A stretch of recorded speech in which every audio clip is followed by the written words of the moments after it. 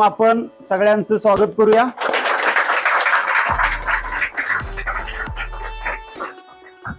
सदर कार्यक्रमाचे प्रमुख पाहुणे म्हणून आपण शिंदे साहेबांना बोलवले।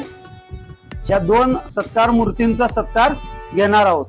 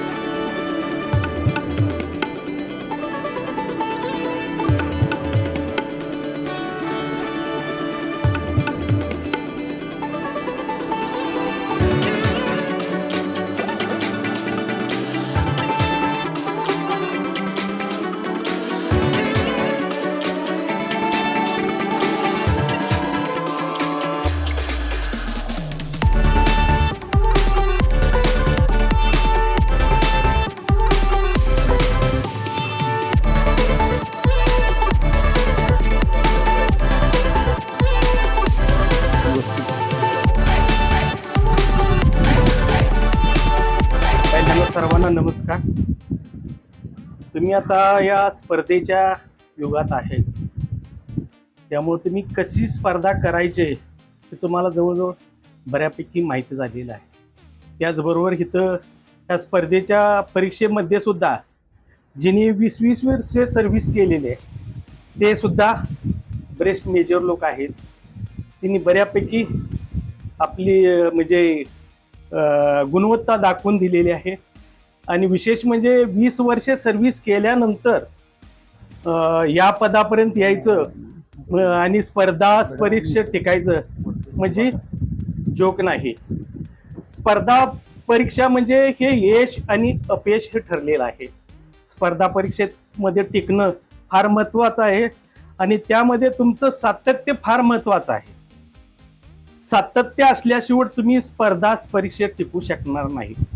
मग तुमचे अपयश आलं म्हणून तुम्ही खच्चीकरण जर झालं तर तुम्ही त्या स्पर्धेतून बाहेर होऊन त्यामध्ये कुठंच तुम्ही टिकू शकणार नाही। त्यामुळं अपयश ही यशाची पहिली पायरी आहे, यामध्ये हे ध्यानात ठेवा। अपयश आलं म्हणून काय तुम्ही लगेच एका ह्याच्यावर तुम्ही हे होत नसताय। वर्षीय मुलं स्टडी करत असतात, त्यामुळे त्या पद्धतीने तुम्ही अभ्यास करायला पाहिजे, टिकायला पाहिजे आणि सातत्य ठेवायला पाहिजे। सातत्य ठेवलं तर तुम्हाला यश निश्चित आहे। त्यानंतर तुम्हाला बाकी ज्यांची निवड झाली आहे त्यांचं सर्वांचं अभिनंदन आणि ज्यांचं जे स्पर्धेत आहे परीक्षा दिलेल्या आहे त्यांनाही बेस्ट लक करून मी इथं थांबतोय। धन्यवाद। माझं नाव ऐश्वर्या तात्यासो खंडेकर, माझं गाव इरळी। MPSC मधून घेण्यात आलेल्या परीक्षेमधून मी कर सहाय्यक आणि माझी मंत्रालय महसूल सहाय्यक या दोन्ही पदावर निवड झाल्या। माझं प्राथमिक शिक्षण 10वी पर्यंत शिक्षण माझं कोरोलिटी मधल्या हायस्कूलमध्ये झालं। नंतर कॉलेज माझं BA BEd माझी डिग्री आहे ती महावीर कॉलेज कोल्हापूरमध्ये झाली। 2024ला मी स्पर्धा परीक्षांचा अभ्यास करायला सुरुवात केली आणि 2023मध्ये मी सरांकडं वनरक्षक तेव्हा भरती होती, त्यावेळेला मी सरांकडं 2-3 महिने क्लाससाठी होते। MPSCची तयारी केली आणि माझा पहिलाच प्रयत्न होता। पहिल्याच प्रयत्नात मला 2 पोस्ट आहेत। मी अभ्यास जास्त म्हणजे 8-9 तास फ्रीचा अभ्यास मी 8-9 तास करत होते। मेन्सला नंतर थोडा वाढवला, कारण जागा माझ्या कास्टला एकच होती, रिस्क होती, त्यामुळे जरा अभ्यास वाढवला। आणि म्हणजे तुम्हाला सगळ्यांना माझ्याकडून शुभेच्छा। तुमच्या मनात जी तुमची ड्रीम पोस्ट आहे ती तुम्हाला लवकरच मिळो। धन्यवाद।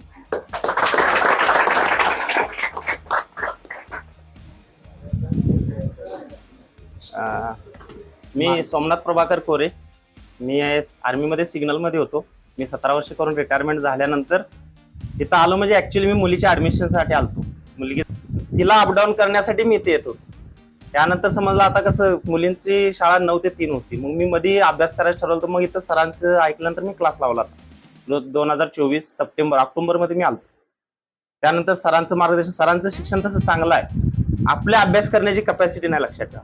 तुमचं समजून घेण्याची किंवा मुलांना सर ज्यावेळेस ओरडतात त्यावेळेस तुम्हाला वाईट वाटते, पण तुमच्या भल्यासाठी सरांनी ओरडलेलं असते. सरांनी वाटतंय की आपण सगळी गरीब येतलाय लक्षात ठेवा. असं कोण नाही की करोडपती किंवा माझ्या घरात 2 गाड्या उभारल्यात आणि मी तर क्लासला येऊन मी पोलिसाची किंवा एमपीएससी कशाची पण एक्झाम देणार. सगळ्यांना एकटा जर सर्व्हिसला लागला तर त्याच्या पुढच्या 2 पिढ्या सुधारत असतात. आपलं सगळ्यांचं एकच कर्तव्य असते की मला माझ्या वडिलांनी दिलं त्याच्यापेक्षा पुढच्या स्टेपला मी माझ्या मुलांना नेऊन ठेवणं, इतकंच अपेक्षा असते. त्यापेक्षा जास्त कोणाची अपेक्षा नसते. आपले आई वडील, आपण आणि आपल्या मुलांची घरची परिस्थिती चांगली व्हावी. आणि जॉब लागल्यानंतर आता आपल्याला कंडिशन माहिती आहे, लग्नाची एवढी बेकार अवस्थिती आहे, मुलांना जॉब लागल्याशिवाय लग्न होत नाहीत. आता सध्या तुम्ही अभ्यास करणं जरुरी आहे. आता आपल्यात एक अवेअरनेस नाही, एक तर मुलं विचारत नाहीत. कारण आपण सगळे आता इथं किती जणांना विचार, सगळेजण म्हणतात फक्त मी मुंबईला फॉर्म भरला. अरे मुंबईला 2600 जागा होते, त्यातला 17 लाख फॉर्म होते. ते बाकी तुम्ही विचारला का तुम्हाला सर कोणाला किंवा कुठं फॉर्म कमी येतात? तुम्ही बोलायला शिका पहिला. काय त्यावेळेस तिथून आपलं प्रगती चालू होत्या. तुम्ही 4 वेळा सर नमस्ते नमस्ते म्हणल्या, चौथ्यांदा तुम्ही विचारता सर मी काय करू? तुम्ही डायरेक्ट येऊन कोणालाच विचारणार ना. सरांना तुम्ही विचारला, कोणी विचारलं सांगा सरांना मी सर अभ्यास कसा करू किंवा मी फॉर्म कुठं भरू? तुम्ही तुमच्या मनात, तुम्ही ऍक्च्युली ज्या क्षेत्रात जाणार आहे त्या क्षेत्रातल्या एखाद्या माणसाची ओळख ठेवा. सर काय करायला पाहिजे, काय अभ्यास करायला पाहिजे. आपण त्याचा विचारच करत नाही. हा इथं येऊन बसतो. मी किती जर बघतो सरांना, मी लास्ट बेंचवर बसत होतो, किती जर मुलांना बेचा पाडा येत नाही, मॅथ्स सोडवताना सोडवत नाहीत, लिहून घेत नाहीत. तुम्ही अभ्यास करायला तयार पाहिजे ना. सरांना काय सर शिकवतात, सरांचं प्रत्येक विषय सरांना जर पाठीमागे आले, सरांनी म्हणले की काही 1-2 मुलांना म्हटल्यानंतर क्लास परत येत नाहीत, सरांनी मला असं बोललं. सरांनी कोणाचं सरांच्यासाठी नाही बोललं ना, ते तुमच्यासाठी बोलले. तुम्ही तुमचं भलं करून घ्यायला तयार नाही म्हणलं. आई वडील काय पैसे देतात, येतात 2-3 वर्ष करतात जातात, मग हाय भागत आपला आणि कामाला. तुम्ही तुमचं हे करायचे प्रयत्न केला. तुम्ही स्वतःहून इंटरेस्ट घेऊन स्वतः अभ्यास करायला पाहिजे. सगळ्यांनाच वाटतंय मला गौतम आडेण्यासारखा पैसा आणि गौतमी पाटीलचा कार्यक्रम पाहिजे, पण तसा अभ्यास पाहिजे ना तुमचा. तुम्ही हे करा ना, त्याच्यात इंटरेस्ट घ्या, तुम्ही पैसे मिळवा, तुम्ही जॉबला. तिथून पाठीमागून इथं बसण्याचा हा सक्सेस आहे. एक तिकडे तोंड करून तुम्ही शिकणं आणि इथं बरोबर मुलांना सांगणं. तुम्ही आता ओपन वाल्यांनी किती वाल्यांनी एससीबीसी काढले, त्याचं मेरिट कमी लागते. तुम्ही कोणाला विचारलाच नाही एससीबीसी सर्टिफिकेट काढायला लागते काय? जी कास्ट मध्ये त्यांचं ईडब्ल्यूचं सर्टिफिकेट मेरिट कमी लागते. ईडब्ल्यू किती जणांनी काढून प्रयत्न केला? तुम्ही विचारा ना. तुम्ही विचारा सर ईडब्ल्यूचं मेरिट कमी लागते, कास्टवाल्यांना मिळते, ओपन वाल्यांनी एससीबीसीच मिळते. तुम्ही त्याचा प्रयत्न केला पाहिजे, तुम्ही काढलं पाहिजे. जेवढी कास्टवाले त्यांनी सगळ्यांनी ईडब्ल्यूच काढा, ईडब्ल्यूचं मेरिट कमी लागते. आणि ओपन वाल्यासनी एससीबीसी मिळते, एससीबीसीच पण मेरिट कमी लागते. तुम्ही फक्त विचारायला चालू करा सर काय लागतं. तुम्ही विचाराल त्यावेळेस माणसं सांगतात. तुम्हाला येऊन कोणी सांगणार नाही असं कर बाबा, कारण तुमच्या मानसिक स्थिती नाही, ती पहिल्याची परिस्थिती गेली. आम्हाला आमच्या वेळेस मारून शिकवत होते, आजकाल मुलांना बोलून चालत नाही. तुम्ही प्रयत्न करायला पाहिजेत अभ्यासासाठी. तुमची यश, तुमचं कष्ट, तुमची मेहनत हीच तुमचं सक्सेस आहे. सरांची साध आहे, सरांनी 13 वर्ष झालं शिकवलंय, सरांनी किती जणांतर सक्सेस करून पाठवले. असं मागं कोण बसून म्हणत नाही सर एकच शिकवतात. 13 वर्ष झालं किती जणांचं तर सिलेक्शन झालंय सरांच्याकडून. त्यांना एक्सपिरियन्स आहे. तुम्ही विचारत नाही, तुम्ही विचारायला पाहिजे सर काय करायचं, सर कसा अभ्यास करू, सर मॅथ्सला किती टाइम दे, दुसऱ्याला किती द्या. मॅथ्स आणि रिझनिंगच एकच टॉपिक आहे, आउट ऑफ मार्क पडतात. सध्याला माझ्या 9 पोस्ट आहेत.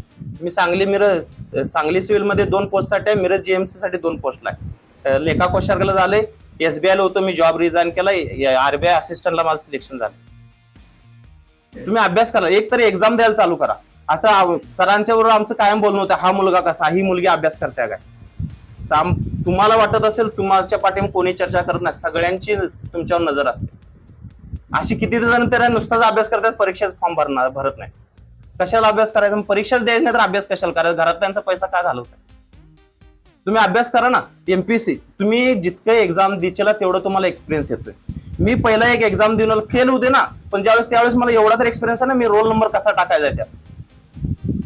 एवढा एक्सपिरियन्स तुमचा कॉन्फिडन्स पुढच्या एक्झामला घेऊन जातोय की कसा टाइम मॅनेज करायचा, मॅथ्सला किती टाइम द्यायचा, दुसऱ्या याला किती टाइम द्यायचा. त्यावेळेस पुढच्या वेळेस कळतंय की हा मागच्या वेळेस ही चूक झाली, माझी 70च अटेंड झाली. तुम्ही एकतर फॉर्म भरायला चालू करा, सरळ सेवा असू दे किंवा कोणती. आता 12वीवर RBI असिस्टंटच्या जागा सुटल्या, तर मिरज, सांगली, GMC कोणी भरले नाही, सगळे एक्झाम फक्त अभ्यास केला. तुम्ही एक्झाम पोलीस भरती करताय, आर्मी करताय, MPSC ठीक आहे, मी मान्य करतो, पण तुम्ही साईडचे एक्झाम देऊन एक्सपिरियन्स तर घ्या, त्याच्यात पण सक्सेस आहे. तुम्ही अभ्यास करायला पाहिजे, त्याबरोबर एक्झाम पण द्यायला पाहिजे. सरांची, आमची सगळ्यांची एकच अपेक्षा, सगळे आपण गरिबीतले आहोत, खेडेगावातले आहोत, सगळ्यांना कष्ट करायची तयारी आहे. फक्त अभ्यास होऊन सक्सेस व्हावं, तुम्हाला जॉब लावा, तुमचं लाईफ, तुमच्या आईवडिलांचं आयुष्य सुखकर व्हावं, इतकीच अपेक्षा आहे. तुम्ही अभ्यास करा, सक्सेस भेटतंय.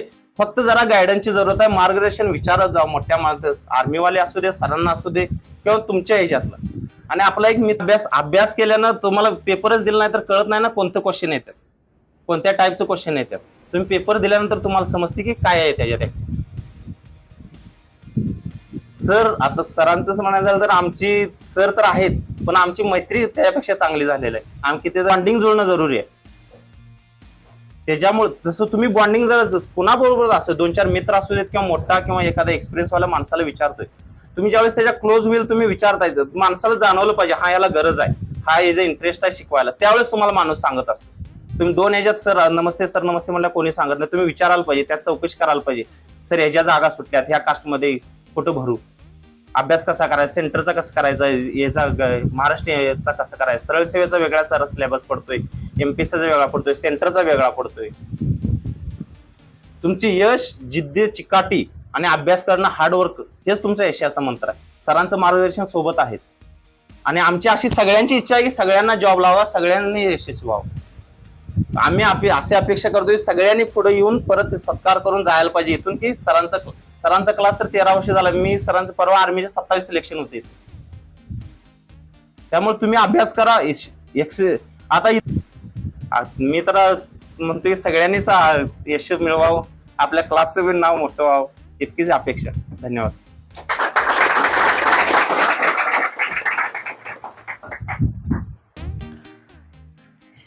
त्यांनी क्लास जॉईन केला, त्यांचं वैशिष्ट्य सांगतो. ज्यावेळी त्यांनी क्लास जॉईन केला त्यावेळी माझ्या 8ला बॅच चालू व्हायची आणि दुपारी 2 पर्यंत क्लास असायचा. पहिला स्टाफची, परत आर्मीची, परत पोलीसची आणि परत MPSC. ते एकमेव अशी व्यक्ती आहेत की सकाळच्या 8च्या बॅचला येऊन बसले तर 2 वाजता माझ्या बरोबरच जायचे. मग मेजर कुठल्या तरी एका क्लासला बसा म्हटल्यानंतर म्हणायचे आमच्यात भरपूर गॅप पडलाय आणि नवीन जनरेशन बरोबर आम्हाला जुळवून मग त्या स्पर्धेत कुठेतरी पुढे जायचं. आणि या विचारातनं ती व्यक्ती सकाळी 8 ते 2 वाजेपर्यंत लेक्चरला बसायची. तिने जो किस्सा सांगितला मागं बसून, तिने बघत होते की नवीन पोरं, तुमच्या वयाची पोरं मागं बसतेत, गणित लिहित नाहीत, कुणाला गुणाकार जमत नाही, भागाकार जमत नाही. मी तो उभारून बऱ्याच वेळा सांगितलं असते की ज्याला समजलं नाही त्यानं मला विचारा, त्याला मी 2दा एक्सप्लेन करतो. तर त्यांचं मत असं होतं की तुम्ही जर येताय, फी देऊन बसताय, तर तुम्हाला जर समजत नाही तर तुम्ही ते स्वतः विचारायला पाहिजे. तुम्ही बसला तर पुढचा सांगणार नाही. ते एक त्यांच्या बाबतीत. पाठीमागं मुर्दी मेजर आहेत, त्यांचा या सत्कार होता, आहेत दिशिनात, हा पाठीमाग आहेत, त्यांचा या सत्कार होता, पण त्यांच्या तिथं थोडं फॅमिली प्रॉब्लेम आहे, साईडला कोणतरी त्यांच्या एक्सपायर झालं, त्यामुळे तो आता त्यांचा कार्यक्रम आपण एक्सटेंड पुढे घेतला. त्यांचं वैशिष्ट्य म्हणजे त्यांनी रिटायरमेंट नंतर 2 वर्ष थोडस काय केलं, घरात रिलॅक्स राहिली. 2 वर्षानंतर त्यांच्या लक्षात आलं की रिलॅक्स राहण्यात काय अर्थ नाही, दुसऱ्या काहीतरी तयारी केली पाहिजे. नवीन विद्यार्थ्यांच्या फक्त एवढं लक्षात आलं पाहिजे की ऑलरेडी ज्यांच्याकडे नोकरी होती, जे ऑलरेडी लाईफमध्ये सेटल आहेत, ज्यांना पेन्शन तुमच्या पगाराच्या एवढी त्यांची पेन्शन आहे, आणि अशी लोक रिटायर्ड होऊन आल्यानंतर 20-20 वर्षाचा गॅप आहे, आणि ह्या 20 वर्षाच्या गॅपमध्ये तिने असं म्हणत नाहीत की एक सर्व्हिसमॅन आहे माझं इझिली सिलेक्शन होते. 1-2 एक सर्व्हिसमॅन असतात की त्यांना असं वाटतं माझं असंच सिलेक्शन होईल. तर मुर्दे मेजर ज्यावेळेस लायब्ररीत येऊन बसायचे, सकाळी त्यांचं शेड्यूल होतं 7चं. सकाळी 7ला येऊन बसल्यानंतर लायब्ररीत एकही तरुण पोरगा नसायचा. 11 वाजता एक लायब्ररी चावी त्यांच्याकडे अजून आहे, जी तिने काल जमा केली आहे बघा. म्हणजे सकाळी लवकर येणारा आणि सगळ्यात लास्टला जाणारे व्यक्ती ती होते. MPSCतले जेवढे आता प्रीच्या क्वालिफाय झालेत त्या बऱ्यापैकी सगळ्या तिने प्री क्वालिफाय केलेत. आता येणाऱ्या मेन्सला सुद्धा आहेत तिने पुढच्या. मग एक व्यक्ती अशी आहे की तुमच्यापेक्षा 20 वर्षानं जनरेशनला माग आहे आणि तुम्हाला ओव्हरटेक करायला रात्रंदिवस राबते. जगताप मेजर, त्यांचं आता इथे बसलेले मेजर आहेत, त्यांचं मुंबई पोलीसला सिलेक्शन झाले, फायनल राहिले म्हणून त्यांचा सत्कार आपण पुढच्या महिन्यात वगैरे घेऊ शकतो. जगताप मेजर आज रिटायर झालेत, 2 दिवसांना माझ्याला येऊन भेटलेत. जास्त बोलण्यात काय अर्थ नाही. तुम्हाला नोकरी पाहिजे म्हणूनच तुम्ही सकाळी उठून येताय. फक्त थोडं प्रोफेशनल जगता आलं पाहिजे. प्रोफेशनल जगणं याचा अर्थ असा आहे की मी जर क्लास लावलाय तर 1.5 तास माझं क्लासमध्ये लक्ष पाहिजे. मी जर लायब्ररी लावली तर लायब्ररीतला मी पूर्ण वेळ माझ्यासाठीच खर्च केला पाहिजे. आयुष्य सिलेक्शन नंतरचं एक वेगळा असते. तो आनंद घ्यायसाठी तुम्ही तयार पाहिजे. आणि तो आनंद काय असं मिळणार नाही मधाच्या पोळ्याखाली उभारलाय आणि ज्यावेळी टेम पडेल त्यावेळी त्याचा मी आनंद घेतो. त्याच्यासाठी काय केलं पाहिजे? मधाचं पोळं उडकलं पाहिजे. त्याच्यानंतर त्या माश्या कशा तिथनं घालवल्या पाहिजे त्याचं टेक्निक उडकलं पाहिजे. त्यानंतर एखाद्या माशीने डंक मारला तर तो अपयशाचा डंक आहे, तो पचवता आला पाहिजे. आणि मग त्याच्यानंतर जे यश मिळणार आहे त्या मधाच्या पोळ्यातलं जे काही मध घेणार आहे तो आनंद वेगळा असतो. आणि ही सगळी उठाठेव कशासाठी चालू आहे? त्याच्यासाठीच चालू आहे. करून सांगणं की मी यांच्यामुळे ती जाणीव ठेवणं एक प्रकार असतो मानसिकतेचा. म्हणजे त्या रेल्वेच्या उदाहरणावरून सगळ्यांच्या लक्षात येईल. जर मी रेल्वेच्या प्लॅटफॉर्मवर उभारलोय आणि रेल्वे जर गच्च भरली असेल तर प्लॅटफॉर्मच्या बाहेर उभारल्यानंतर माझी मानसिकता असते रेल्वेच्या आतली लोक लय बाद आहेत, बाहेरच्यांना आत येऊन देणार. आणि यातनच मला संधी मिळाली आणि मी रेल्वेच्या आत डब्यात जाऊन पोहोचलो कसा बसा, तर माझी मेंटॅलिटी सडनली चेंज होणार. काय होणार? बाहेरची माणसं किती बाद आहेत, आत गर्दी आहेत आणि आत घुसायला बघाले. सेम असं असतं. पाय जमिनीवर असणं कशाला म्हणतात?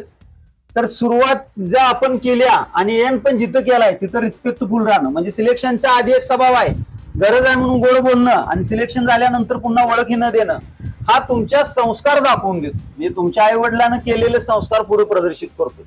आणि सकाळीच मी लेक्चरला सांगितलं होतं की तुम्ही काय करताय तुम्हाला कोणी विचारत नाही. तुमच्या फेसला अजून 0 व्हॅल्यू आहे. तुमच्या आयडीला ओळख आहे का? नाही. त्यामुळे ती कुणावर बिल फाटतं? घरच्यांच्यावर बिल फाटतं. म्हणून तुमचा बिहेवियर समाजात वागताना इकडं तिकडं चालताना व्यवस्थित पाहिजे. प्रत्येकाला वाटतं मला नोकरी पाहिजे. प्रत्येक मुलीला वाटतं की ती मुलगी कशी पोलीस झाल्या, कशी रुबाबात फिराल्या. पण त्याचा अर्थ असा आहे की तुम्ही त्याला फक्त अभ्यासच केला पाहिजे. तुमची मैत्री कमी पाहिजे, फक्त तुमचा अभ्यास पाहिजे. जास्त आता बोलण्यात काही अर्थ नाही. तुम्ही मस्त आता अपडेट जनरेशन जेनजी मध्ये मोडताय तुम्ही, त्यामुळे तुम्ही आमच्यापेक्षा पण 4 पावलं पुढे असताय. ठीक आहे. तिने त्यांचा जो वेळ आहे त्यातनं आपल्या शब्दाला मान देऊन इथं आले. परत एकदा सगळ्यांचं मी अभिनंदन करतो.